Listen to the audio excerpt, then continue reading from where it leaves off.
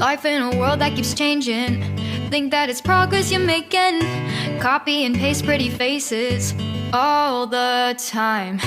Pictures so perfect we play. Welcome back to Anointed Lady TV, my good people. Welcome back to your number one channel for legit back-to-back news on politics and many other cocoa with the sub for inside this our green white green country, so maybe Nigeria. And as usual, we don't come back with breaking news. We don't come back with updates.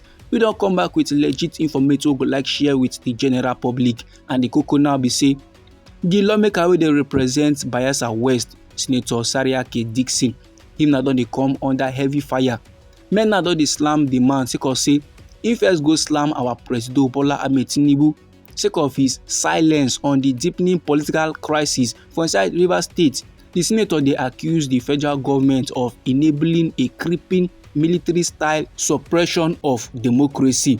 And as the senator dey yarn dey give tori pipo just shortly after the joint section of the National Assembly in honor of the Democracy Day, the former Bayelsa State Governor come dey express in dismay say upon every way our President Bola Ahmed Tinubu talk for his nationwide broadcast, he fail to acknowledge wetin him wey be Senator Dixon describe as a constitutional aberration unfolding for inside Rivers State. For inside this interview, so my good people, before the senator begin dey make his remark, before he begin dey drop the things and things wey dey come lamba so for inside we nation Nigeria, him now first wish country people a happy Democracy Day, even though many country people now are not truly happy about the status of democracy for inside we nation Nigeria. Then Senator Dixon now come dey let men dey know say normally democracy is supposed to dey inspire hope, but wetin men dey observe for the Senate now na a direct assault on that hope.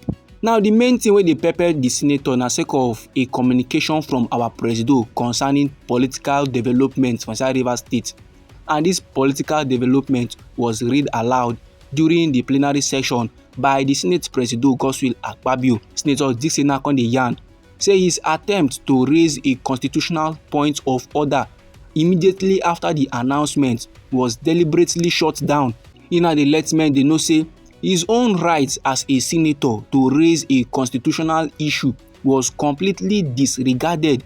The Senate President just rushed through the message of our President and he ignored the intervention of himself wey be senator, and normally don't be so it is supposed to play. The senator now Dixon dey yarn dey give the general public say this no be how democracy dey work o, this na how military regimes dey operate.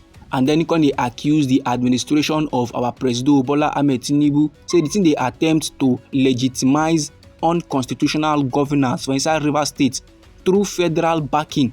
So he now come dey draw here the summer warning say this kind of development, this kind of actions now wey men don dey display, e no dey waka the same road, e no dey in the spirit of the June 12th. And this na a day wey dey symbolize the democratic struggle of the green white green country Nigeria. And it is very much ironic say on a special day wey men supposed to dey celebrate the triumph of civil authority, the Senate dey busy dey endorse actions wey dey undermine the constitution.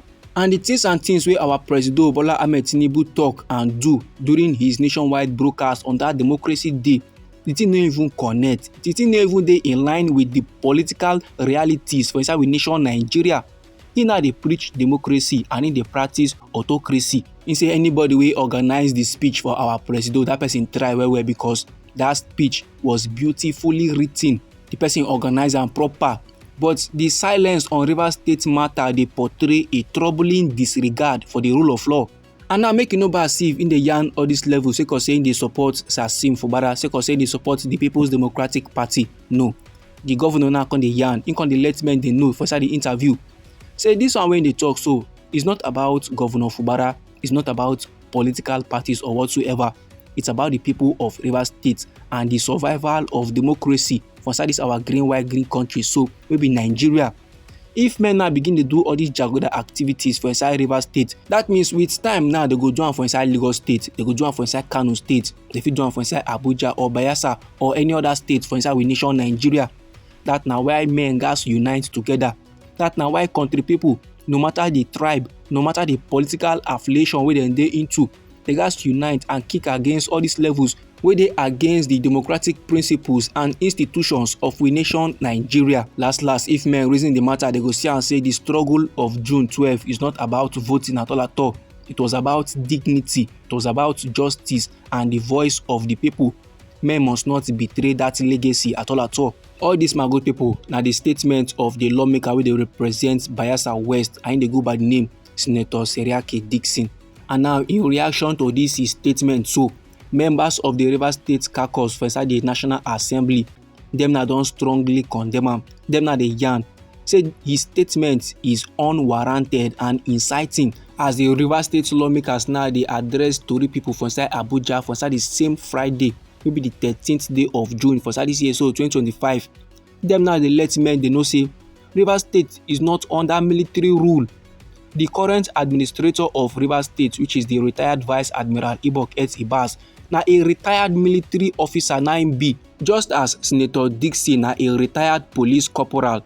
Men no fit tag them, men no fit describe them as a serving military personnel, and the implication of retirement is very much clear.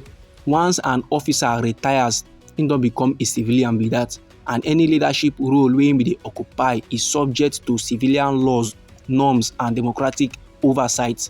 So make men now no dey yarn say Rivers State dey under military rule because Oga Ibas no be military personnel wey him be, and the declaration of a state of emergency for inside Rivers State was a necessary constitutional intervention wey dey aimed at preserving peace plus protecting lives and restoring institutional order. This decision was not taken lightly.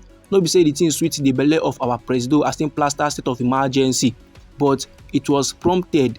That is the reason why im plaster the state of emergency, na sake of the rising tide of political instability plus executive rascality and disregard for democratic institutions.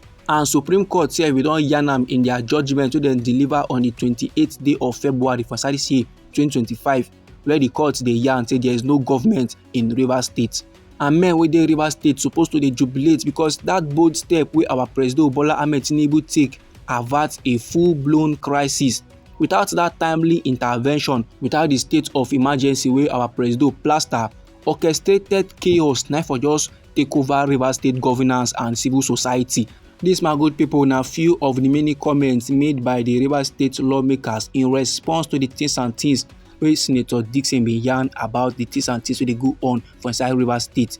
Now anyhow the matter be you for body, or if e be say you get contributions about this topic, so no let anybody or anything stop or intimidate you. Feel free make you put down your comments inside our comment section. Once again, now we be Anointed Lady TV.